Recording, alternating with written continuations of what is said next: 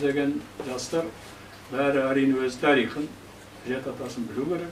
Шежірені жақсы біліп, өз қайдан тараған жет атасын, оның ар жағындағы аталарын бәрін білгенмен бірдей рушылдық, аталық бөлінуге жол салмау керек. Басынан бастап айтып келетін. Мен кітап жазғанда дағы сол ұстанымды ұстап, ата мен ата, ру мен ру бәрі тең, бірінен бірі асып кеткен ешкім жоқ. Қай ру болсын, қай ата болсын, бәрі осы қазақтың жерінде тұруға ұғылы, қазақпен бірге осылай өмір сүру керек.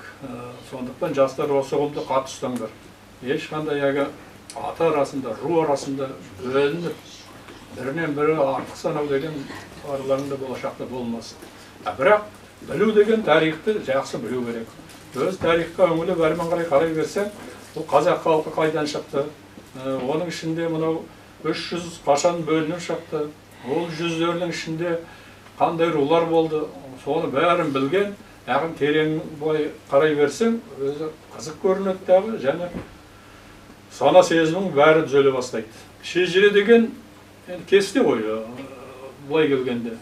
Енді сол әкелерімізден, аталарымыздан қалған кестені жай құр кесте қылып жаза салып, анау бәленбайдан тарайды, бәленнің баласы деп қана қалдырған.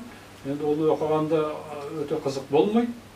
Сондықтан тарихпен араластырып отырып, солай жазуды өзім бір жөн көріп, сондай бір шағын, осындай бір кітапша шығардым.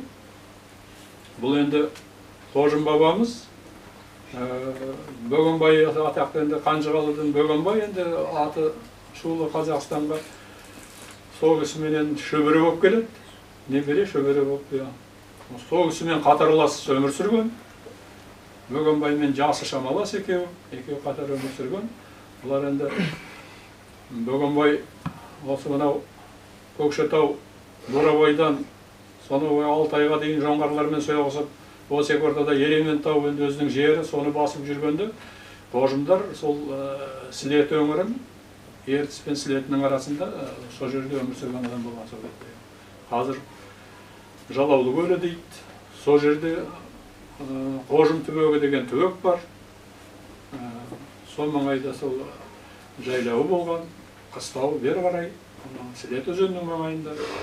Сол кезде өмір сүргенде, енді солай естіп жүрдім дағы, соны қызық көріп, осыны осы бір кітапқа түсірейінші.